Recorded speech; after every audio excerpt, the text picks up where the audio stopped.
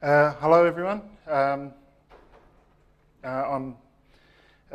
This is a talk on sort of the history of Drupal, the development over all 15 versions of Drupal, sort of a high-level overview of everything. So, sort of where things happened and things like that. This text here was actually from the first version of Drupal 1. And how they were promoting Drupal. So, I'm Gordon Hayden. I've been developing with Drupal since 2001, core contributor, contributed modules. I've been maintaining the e-commerce site, e-commerce module when that started in about 4.3, contributions to that, and then I took it over. As well as a whole heap of other modules and contributions to that. I also organised the very first Drupal meetup in Australia, or actually the Southern Hemisphere, in that. So you guys having a good DrupalCon? Enjoying it? Or do I have to go on to my alternative slides that say how to be excited about DrupalCon? So yeah, so this was where we started, the 22nd of April 2006, in a small cafe in Smith Street in Melbourne. So there was the 7 of us. There is Simon Hobbs and Jeremy Espin. They're still around here as well. So it's sort of been a long time coming, and we're just so pleased that we've finally got DrupalCon down under, so it's really good. Now, we started off with, we got Drupal 1 was the first release. It was released, when was it? The 15th of January 2001, and that. And as you can see from the logo at the top, not branded as Drupal. So we had things like the current module system that we've currently got in right through to Drupal 7. It's been added to, but it's pretty much stayed the same. So basically the module invoke all. I don't think module invoke all was there, but so it sort of stood up right from the start. So really good.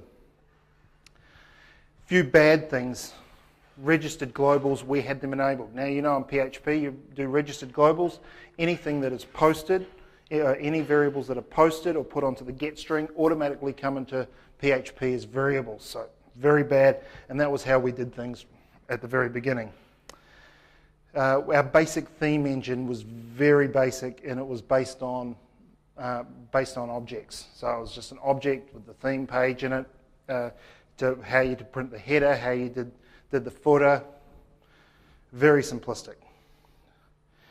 We also used, now one of the big arguments that's always sort of come through is that why isn't Drupal using first-class objects? Well, actually we did right from the start. We were using first-class objects. So content, user, everything done that way. There was lots of hard-coded HTML, real bad stuff. It was quite ugly. And also, like PHP, we use the short tags for PHP, so to invoke it. And another thing was that we had now actually a lot of WordPress still does that. It still has a start, open, and close tags. We got rid of the closed tags a while ago. So these are the statistics. This is all done with PHP Lite. So yeah, as you can see, 49 files and only 6,300 lines of code. So fairly small, but did quite a lot. So we'll do a quick demo of Drupal 1. So that's there. Oh. Okay, so here is Drupal 1 after you installed it. So the home page there, and so you could then create content. So we'll submit some news. So submitting a story, same as what you do now. So test, so you got your teaser and your extended story. And then you'd say which category you would put into it. Same as before, previewing it. So this is all pretty much hard code. You don't have much control over what you do. So once you've done this, you can then submit your submission. Okay, thank you for submitting. Most of the content didn't actually show up. You had to actually administer it, do it through the administration. So you had your submission queue there. So people had to go into the admin system. And now where did I put? Okay, there's the story. There. We could edit it and then publish it to the front page. I'll just go back down. So posted story and save it. Now the other fun thing was that there was actually no direct link that I could find to get back to the main site other than changing the URL. So there was the posted announcement. F1.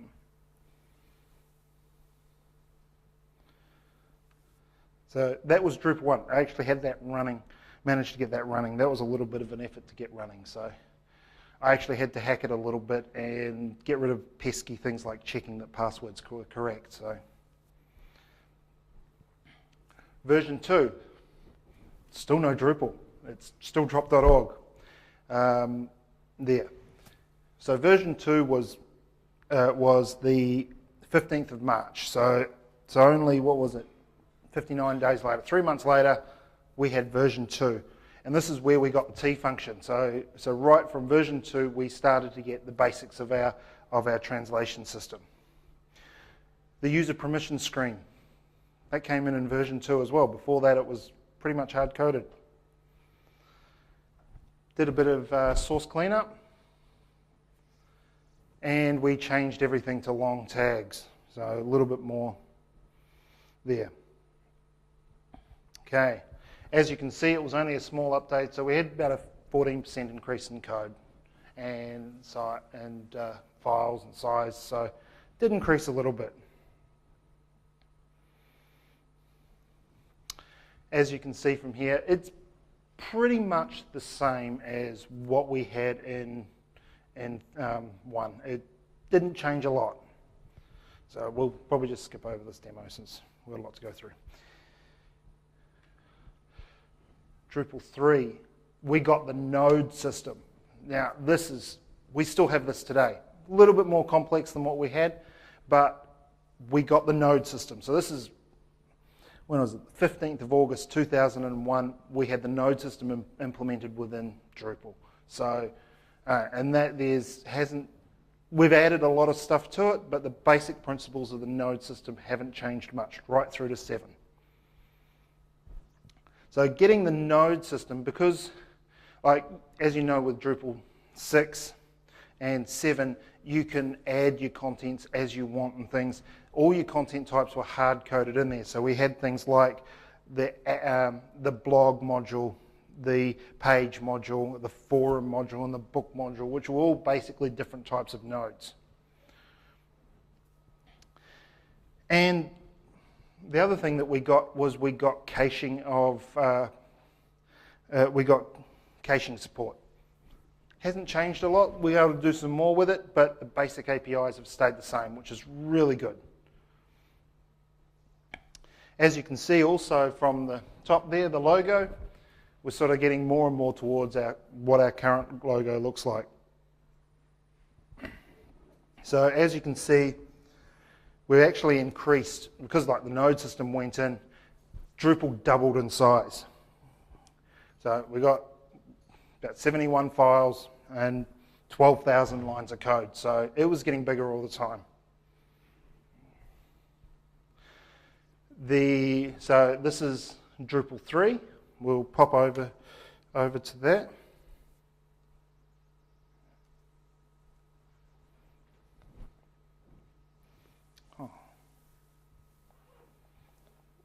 goes.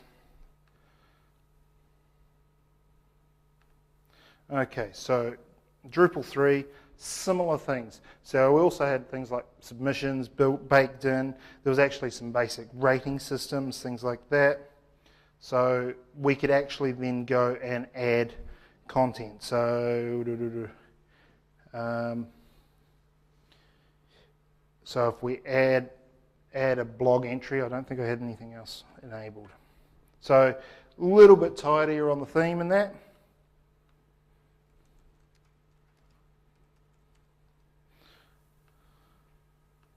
So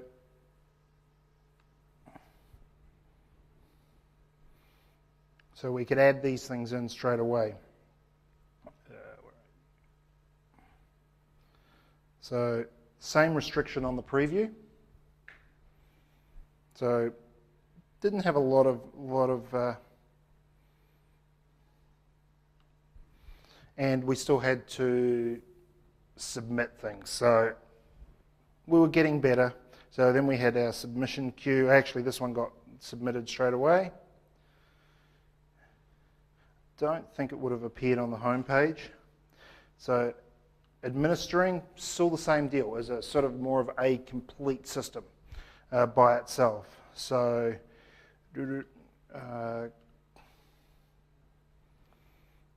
we had the content option, which said there, and then all the different parts of a node were different edit options, were through different pages. So you sort of did everything in micro formats instead of loading them in. So we could promote this to the front page. So when that's saved, as soon as you do that,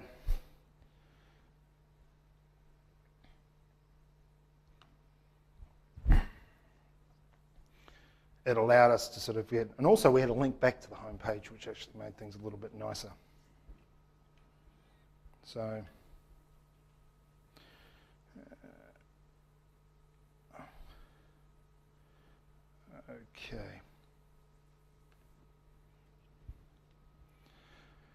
okay, then we got Drupal 4. So this is sort of thing. As you can see from the top, we became branded as Drupal from now on. So our default theme said we were Drupal, which was good, instead of being drop.org, which, so it took a bit of time for them to get that, but they got there in the end. We had the taxonomy module. Just about everyone uses the taxonomy module. It's changed a little bit, but it's pretty much stayed the same from when it was implemented. So it stood the test of time for us. Caching of pages, so being able to scale sites was starting to become more important to us, and being able to increase what we could do, the throughput of the sites and that. We got the update system, so the update.php, but at this stage it only worked with core. Contributed modules at that stage, we had to write our own update system, and most people had sort of hacked up versions of update.php in their directories.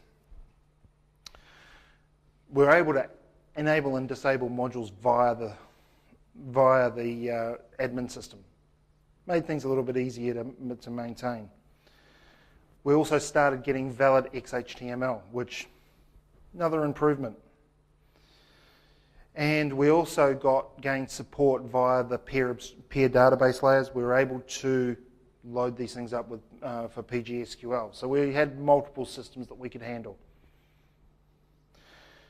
And all of the first class objects got removed, so we had nothing. The only thing that was left was there was six objects left in the system, and most of those were to do with the RPC system, and the last couple were for themes. Themes, we still had our basic object rendering system, which was pretty rubbish.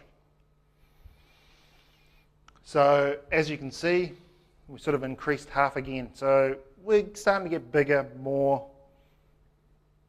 sophisticated, a few things in there. Okay, so, and as you can see, it doesn't like Safari, the browser Safari, so we'll that one there. Go back. F1. Okay, so we're up to Drupal 4. So it gave us a little bit more. Similar feel in that with how you did things. So we could creating a story, very similar. So we also started to get a bit more control when we did the story as well. So, and also one of the things that they were talking about in the Twig ones was how they were going to lay out our theme, the node entry, in 2 columns. 4, we already had it. So we went away from that. So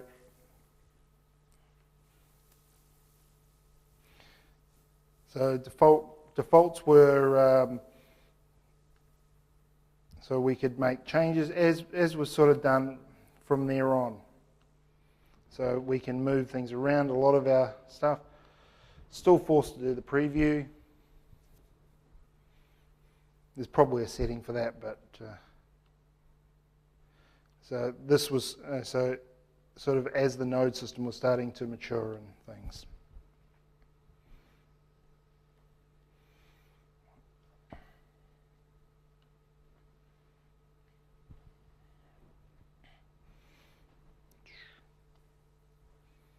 So, yep, as you can see, we've got our new story there, and everything's there. Still with the, that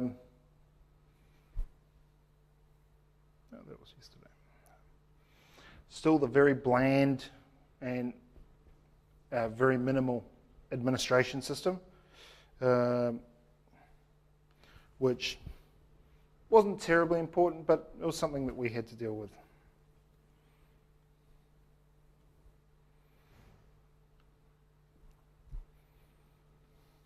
Okay.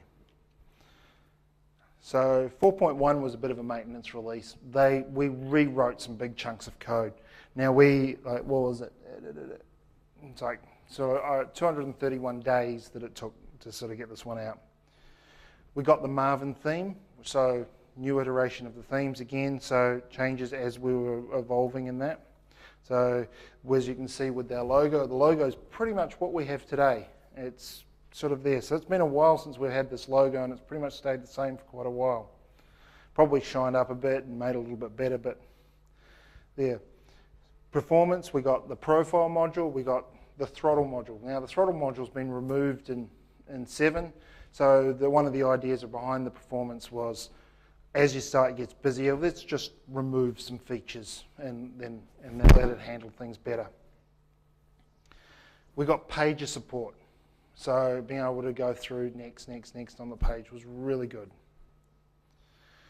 Another thing that we got was remote authentication, so you could implement it. It's something that we have now, which is really good for when you're implementing into companies that already have an authentication system. It means that we can actually just say, okay, no, we're not going to authenticate, make you have a new set of passwords, and that we can communicate with your current system, which makes things a little bit better.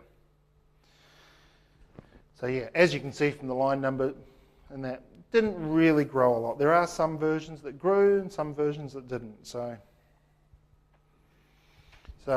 as you can see from the theme there, with the change, we sort of ended up with a bit of a cleaner theme. Still tables based, which it wasn't until much later that we got these things.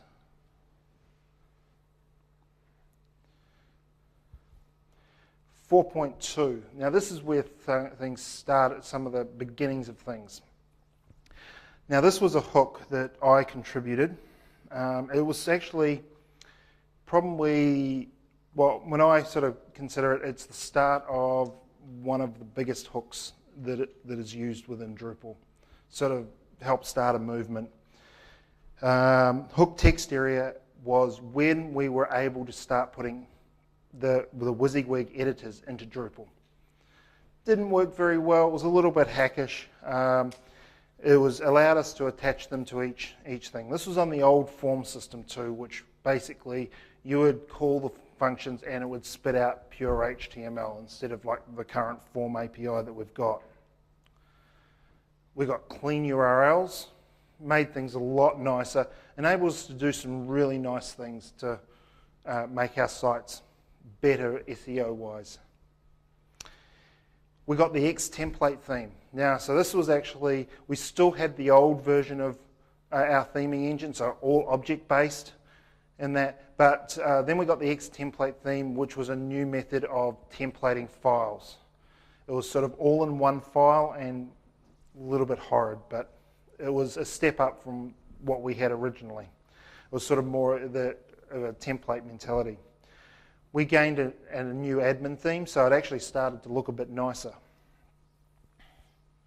Okay, so as you can see, not much of a change. So stats pretty much stayed the same. Okay, so I will pop over to this guy here.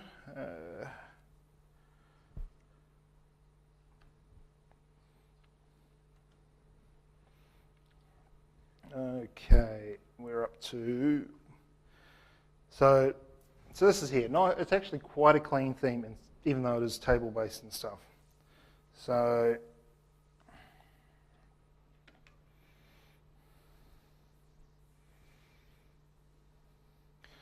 we've got so pretty much the similar things. Some of the terms are starting to come in, like editing your account and things. So the way the story is, as you can see, it's changed around. So we've got all the publishing options up the top, and then we start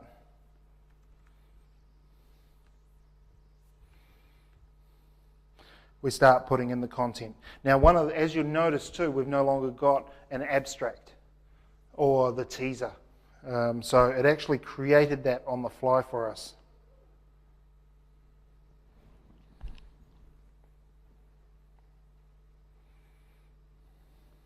And by default, we're able to submit. So some refinements of the permission system and what we can do as administrators, since I'm user one still.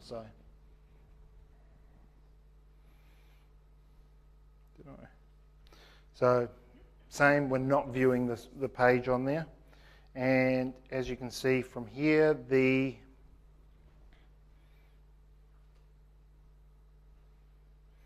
the administration, the VM's slow. We've got the new look there, so it actually is sort of set out nice, a lot nicer and things. So a little bit easier to deal with, but still not brilliant. F1. Start. Okay. 4.3 registered globals we turned off. That made life a lot easier. A lot more secure for us, so being able to handle these things. Configurable URLs for menus, so we could start actually overriding with like path auto and things like that. We changed the theming system and now covers the admin section as well, so the whole of Drupal could actually be themed. Database prefixing. Don't know how many people used it, but it helped with a lot of the shared hosting services. It means we could actually use one database and have many sites on it, which was quite good. Multiple users were able to log in, and anonymous sessions. So we had a little bit more power. So this is sort of where we were able to get some of these things in for e-commerce and things like that. It helped us do things. Not many changes there on the code-wise with the stats. And we're pretty much still using the same theme. So basically, what was it? The Marvin theme. So probably with a few small tweaks in that, but it was starting to get a bit nicer. 4.4. Now, this was something that I remembered, because I actually had a look at my first post that I posted to Drupal. Was basically, why can't anonymous users view my content? It took about 4 versions before they had set that as default. So when you install Drupal, anonymous users could access content. So that was actually quite quite good. It made things that little bit easier. The theme system was rewritten. Now this is what we've currently got today right through to Drupal 7. So we've got all the theme functions. Didn't have the templates at that stage. At this stage, we were still using, didn't have PHP template at this stage. So as we got the X template engine. So it was a single HTML file which had blocks in it, very horrible to work with, very horrible to make different methods of accessing these things. We also got the Blue Marine theme, so that hung around for quite a while. And it managed to get in there. Also, we started doing some performance enhancements. Up until this stage, everything had been called through common.inc was included.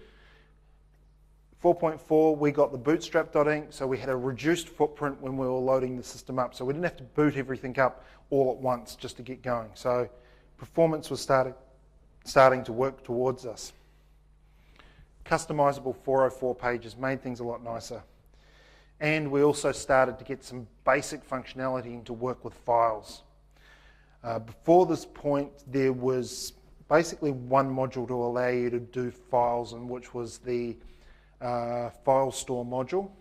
I can't remember if I'd released the second one, but the original one was written, and we were URL encoding the file and saving it to the database as a blob. So it was yuck. So as you can see, it's sort of a little bit more of an incremental update. So here's Drupal 4.4. We will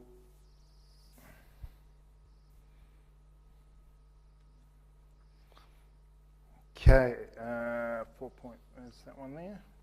2, 3. Okay, so here it is here. I'm not going to create content. It's pretty much the same as what we had before. So actually we started getting the option. So a single create content link, followed by a list of all the content. Same as what we've got now. So when you're adding, page stories. So if I just add a story, I won't post one, it's a bit repetitive.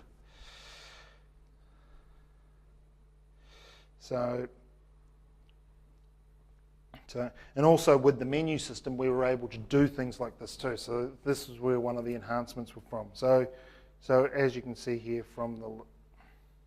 it starts, it's pretty much similar to what we've got, but most of the attributes were above the file, above the content itself. One of the big changes that I think happened in 5 or 6 somewhere. Then then we've got the administration, administer section. Same theme, goes straight across the whole lot. Unfortunately, it did make things hard because especially with some of the more complex themes, it meant that we were that you had to make the theme work in your admin sections as well. And at this stage, you couldn't really switch themes on the fly, so having an admin theme wasn't really possible. So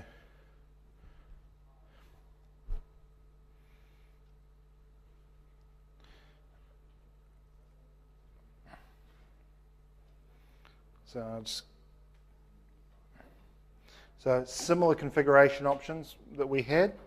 So it's just like that. Single pages with sort of everything. Starting to get a little bit nicer in administering, but still not very good. Drupal was still very extensible, and this is sort of where a lot of people, a lot of the more experienced people started to come in.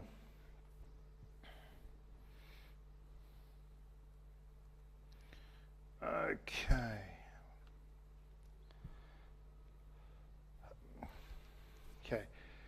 This is where we started getting things like a full-blown, a proper menu system, which really helped. The menu system before was built and wasn't even stored to the database. We were able to do some nice things. better things with the menus and that. We actually now got, one of the things that we can do is we've always, since 4.5, we've had pluggable theme engines. So there was actually at this stage, like we still had X-template there, but we started getting other themes engines. Like this is actually where the PHP template engine, which we currently have in 7, this is where it got loaded into the system. But we had others too, like we had Smarty, so you could actually run Smarty as your template engine, as your theme engine, and do that. So they were all there. It was sort of just deciding the best way. We got the upload module so people could actually do uploads of files and things like that. So that was starting to get a step. It was very basic and not very, very well done. Proper PGSQL support. Being able to do multiple databases was something that we were always interested in, but MySQL made it a lot. Had very good support for websites, nice and fast, but still, a lot of people also wanted Progress SQL. We also started adding a lot of our documentation and everything. I'm not sure if the API site started then, but it's sort of one of the things why we started moving towards. So everything was more documented, better to work with. We increased by about a quarter between 4 and 5, so it was quite not a big jump, not a lot of major ones and major changes. Okay. So this is with 5, and so this is 4.5.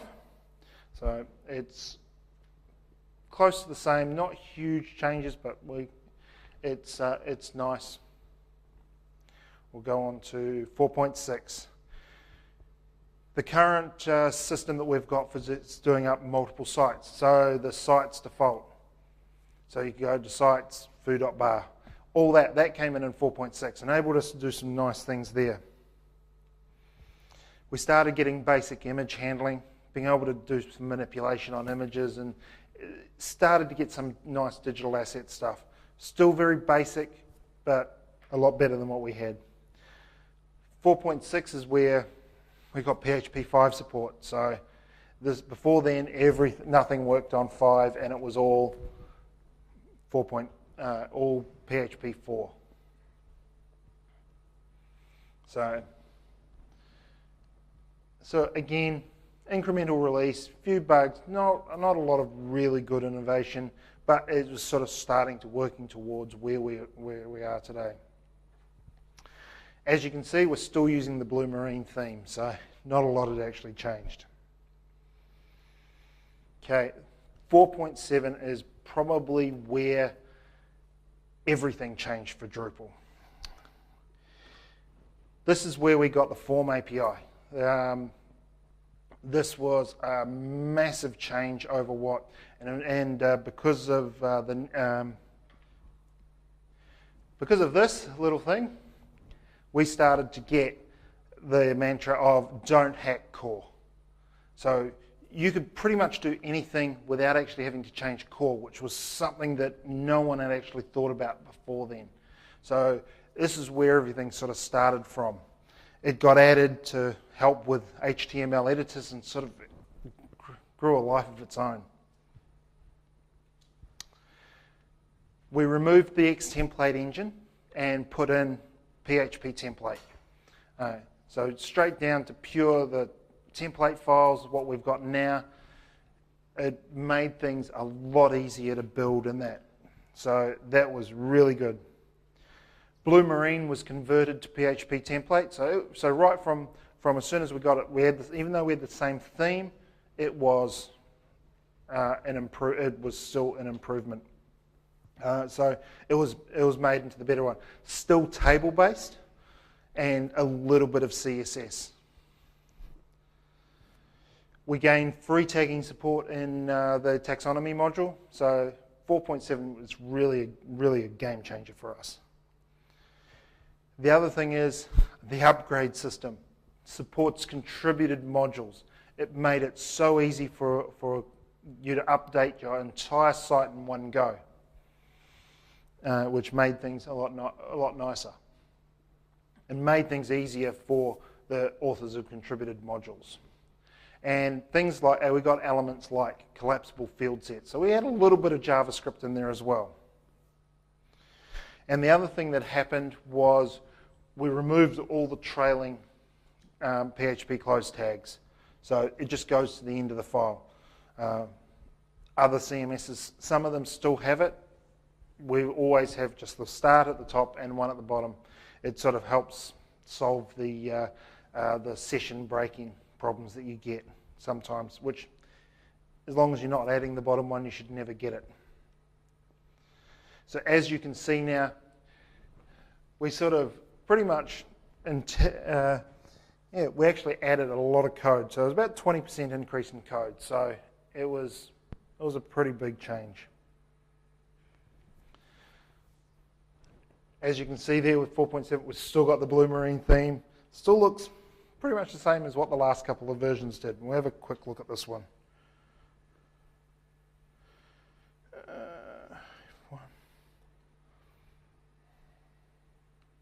Is that it? No, 4.6. 4.7. As you can see there, we actually also got, we've got creating content. Sort of same methodology. Come on. So we've got the node add and things. A few other modules started coming along which enabled us to do opening these things without refreshing the page, things like that, which made life a little bit easier and more fun.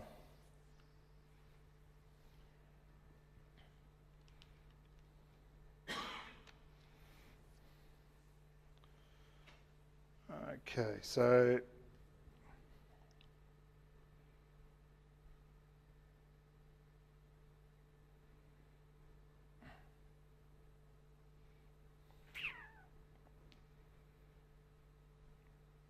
my virtual machines must be getting a little bit tired.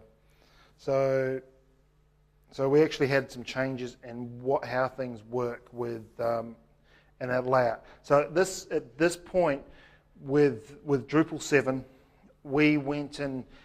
So every form within Drupal 7 was completely rewritten. So we changed around how things happened there.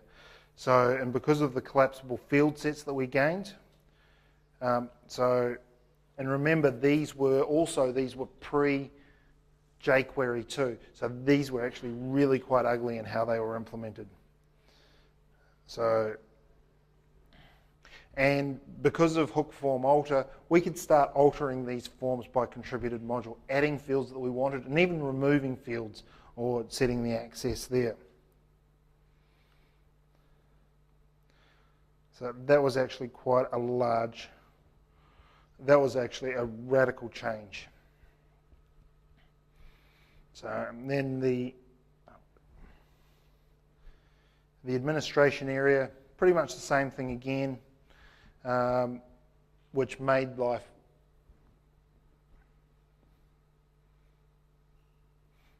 which sort of helped us organize these things, but still the same problems that we had, which was when you're theming a site, you had to theme the entire site.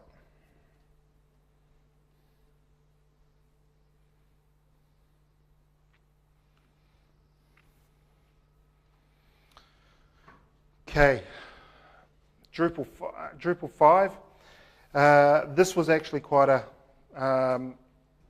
it was a significant change. We started working towards cleaning it up and trying to stop being the ugly duckling. So we got configurable content types, so we could actually configure them on the fly. So a lot of modules actually disappeared. We ended up adding more hook alters. So we're starting to realize the power of hook form alter and deploying this across many more parts of the system. So it made it easier for us to, modules outside the modules, even in contributed modules, to manipulate what these other modules were doing, which made things a lot easier. We got jQuery.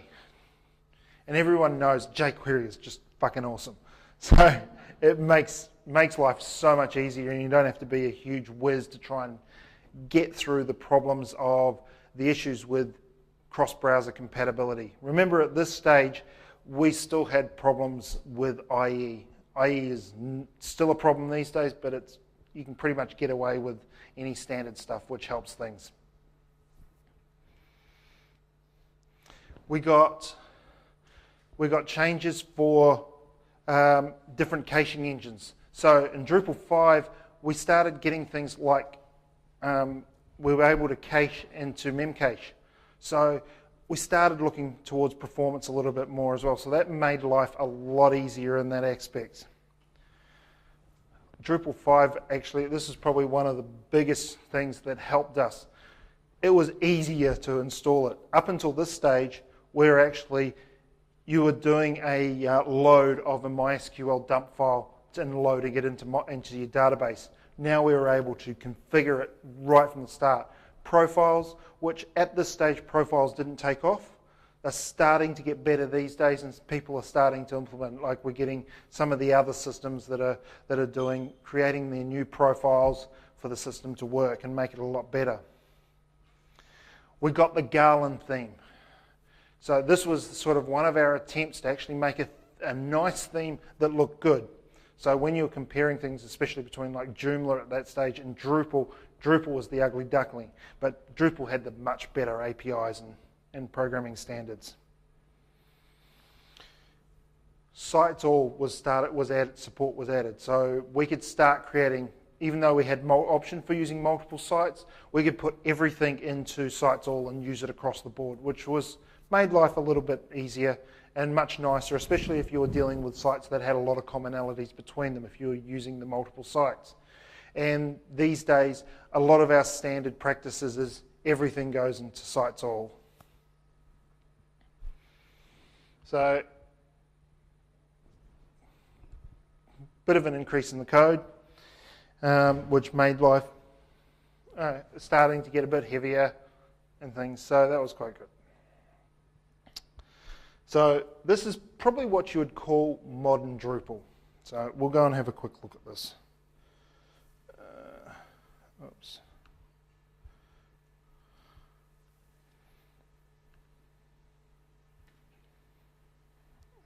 Are we going across to it? Okay. So this is pretty much what Drupal was, what everyone sees Drupal as. Like 6 changed a bit, but it's still nice. It's still got a lot of similarities to 5. A lot of work with 6 was done underneath the hood, so it was.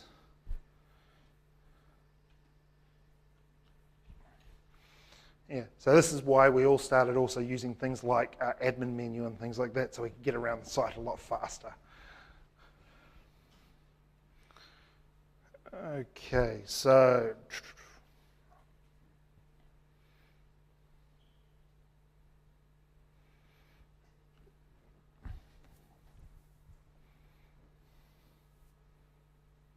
read.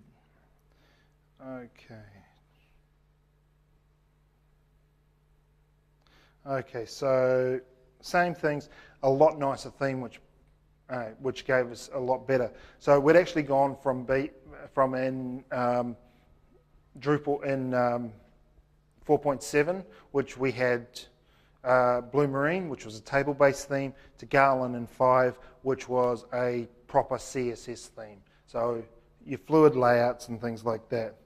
Everything else was pretty much the same. A few improvements, things that make it nice. Is there anything else nice in here?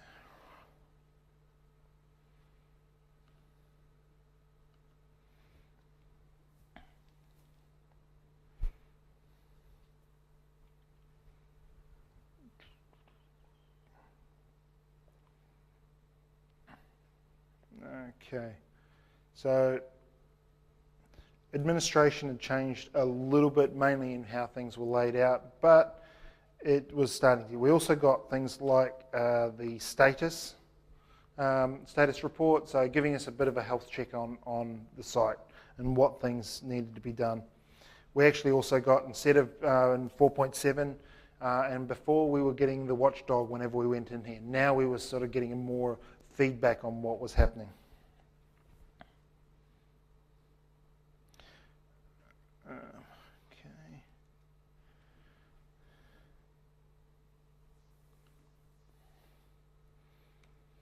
Okay, Drupal 6. Now this was actually a fairly significant one. So this actually took over a year to develop. So this was probably starting to become one of our, where we were getting our longer development cycles. So we got the batch API. This was really good for doing long-running processes. Like VBO was able to do that. It meant that it was taken out of the update PHP, so that was sort of split off into its own area so we could do it. And doing batching off forms was just so easy, it wasn't funny. It was really nice. Form API had been rewritten a little bit and it made things a bit nice. We got some improvements there. Schema API was added, so we were starting to also work towards not being tied directly to MySQL. So it meant for developers that when we created our module, we didn't have to create a MySQL and a PGSQL version of the templates. It just worked in both. That was the theory anyway. You sort of had to make sure that your SQL was very generic so that it would work in both, but otherwise you were sort of working out which was which and splitting if you needed to. We got support for reverse proxies, again, improving performance, continuing this on. In 6, we got PressFlow. So any work with 6 sort of became, if you were doing any performance work, you used PressFlow. Drupal 6 just wouldn't cut it, but we got it, which helped with 7. 6, we got the hook, Drupal alter. It sort of created a single API for adding hook alters to anywhere on the system. So easily add them. One line in your code here and there, all of a sudden you had a hook alter, you had a hook alter in your code so people could start dealing with what you were doing. We actually also started to get a little bit more security conscious here. PHP filter was moved into its own module. So you could actually run your site without having PHP filter enabled, which made things work a little bit better. A lot of people, like even myself, we sort of re-enable these things sometimes just to do some of the mucky work. Modules, so in 6 there was a big changes to the template. So actually we were able to put templates into modules. So this made things a lot nicer, means that we could do it. Sort of wasn't being able to do the dream that I was wanting, which was basically everything is templates. Getting rid of these things, sort of making it easier for themers to use the system. We were able to, Hook Watchdog was added, so because this was a big performance issue. The DB watchdog, most people get told that one of the first things you do is you disable the DB log, just because it hits the database too often. syslog came with the system as well as the DB log, and which gave us a lot of which meant that we could log all these things that were getting logged really quickly, and we could spin this stuff off to wherever. And it meant that adding your own logging system for within your organization was good. You could just queue them up, send them across to another system and go for it. Also, there was a huge cleanup in 6. This is where we got being able to run PHP with just EALL. So any error would get displayed to the screen. So one of the things you should be doing these days, whenever you're developing in Drupal, is have EALL set and display errors. If you're getting warnings or anything like that, you should be fixing them. So another thing that came in Drupal 6 was being able to run Drupal from a shell. It was very basic, and at the stage when it was written, it was more designed so that we could run cron from a shell instead of through the web browser, which made things a lot better. So that actually really helped. It's also sort of where utilities like Drush came from. So once we'd sort of gotten over this initial step of bootstrapping Drupal and doing that, we then started getting Drush. And everyone should be using Drush. So it sort of should be pretty much your primary toolkit. So as you can see, we sort of started, even though we're getting bigger, we're sort of increasing in size. As you can see, like 67,000 lines of code, so Drupal's getting bigger.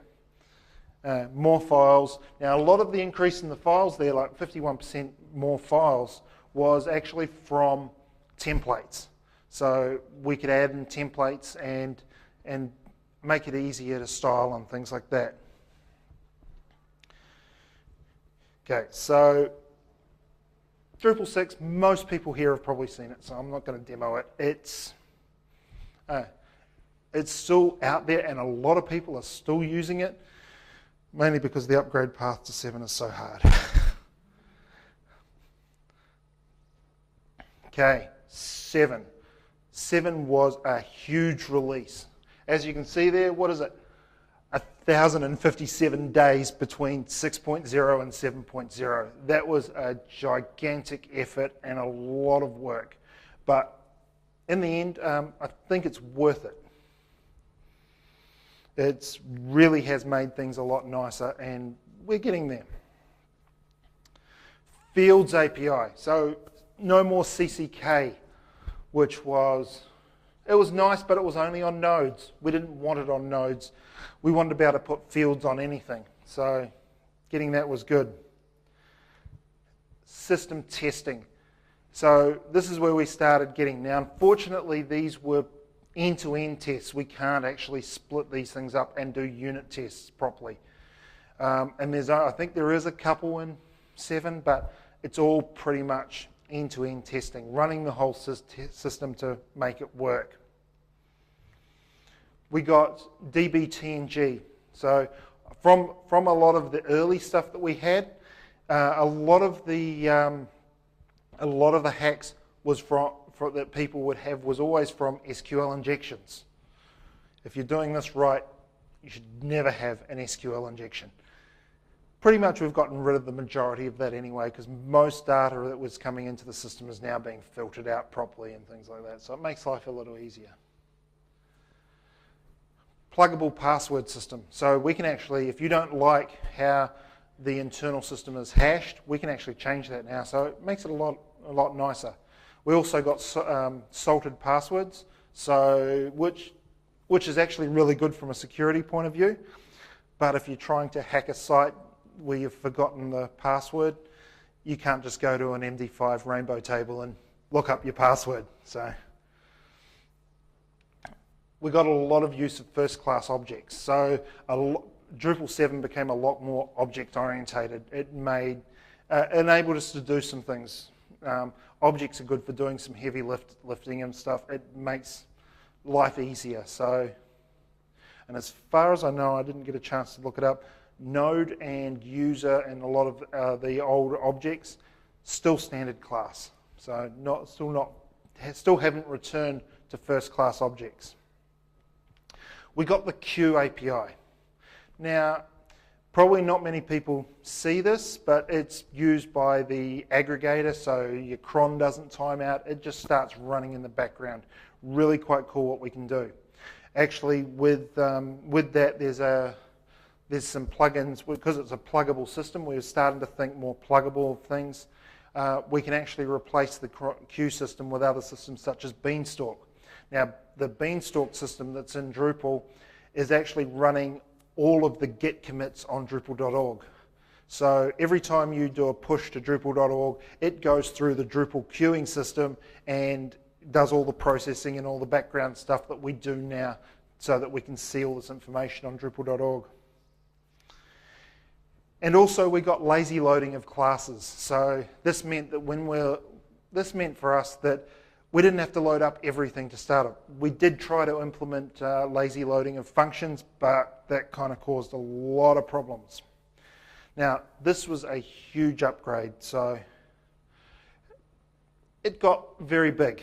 So what's that? 65% increase in the number of lines of code and 50% increase in the number of files. It got a lot bigger.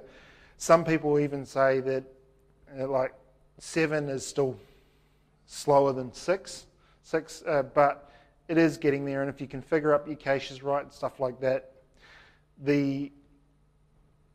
your changes for doing these things, for speeding things up and being able to scale is just quite phenomenal. So that's pretty much up till now. And this is all the good stuff that's coming, hopefully next year. So one of the biggest changes is with the subsystem. We're getting Symfony.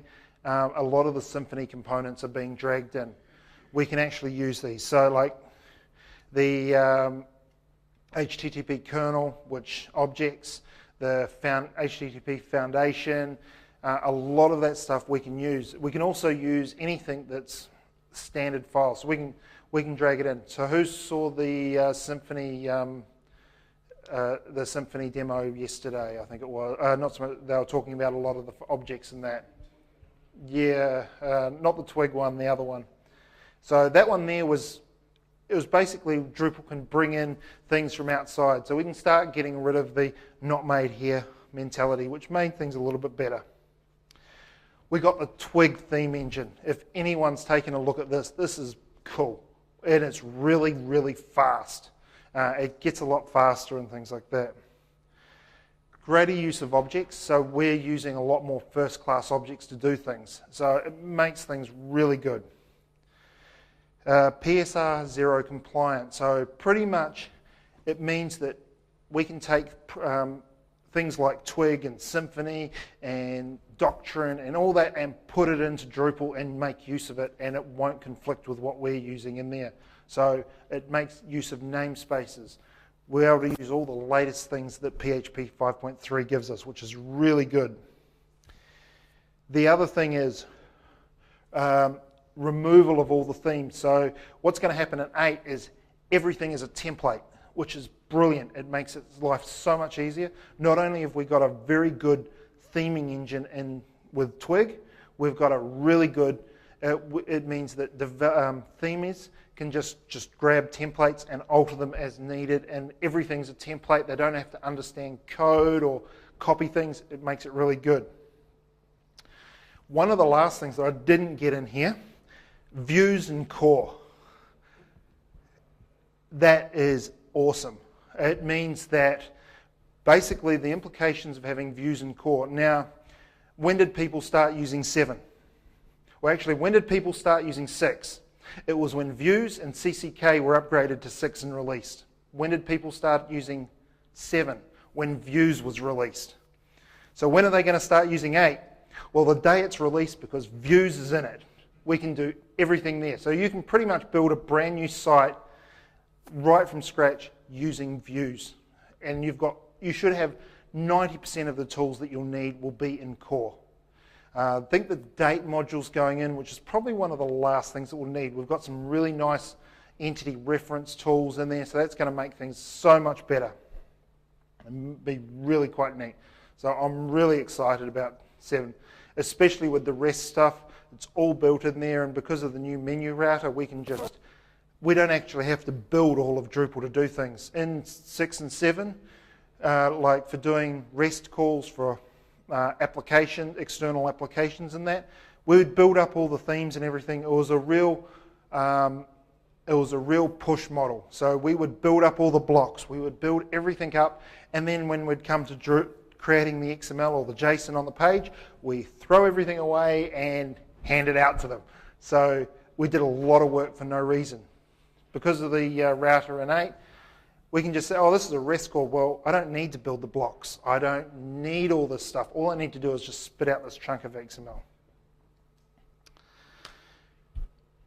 15 versions of Drupal in an hour. I was hoping that I wouldn't go too far over. So yeah. So thank you very much for your time. Do you have any?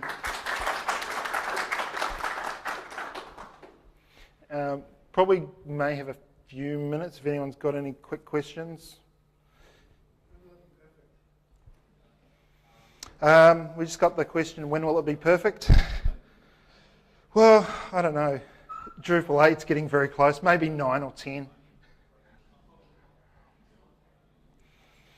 Not so much a question, but it would be interesting to see you've got a version, like each version, an example of a live site that was using that version, whether it be, not that I'm looking at this now, but like, Yeah.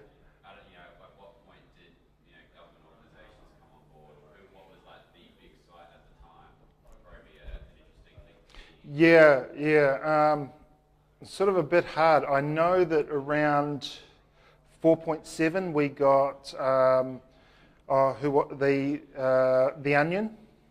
So it meant that if you did a search on Google for you got the Onion, so it was at the top of the list. So, and then 6 and 7, sort of like where whitehouse.gov came in. 7, a lot of big sites came in, like Now Public and things like that. So I don't know of too many back before that. Probably the oldest Drupal developer, the most experienced Drupal developer in Australia, which is Simon Lindsay. He's actually got a site, one of his sites, which I would say it was very early 4s. And he's still running, and I think he's upgraded it right through to 7. So my site, I think, started at about 4.5 and went all the way, and it's on 7 now. So okay, yeah, thank you very much.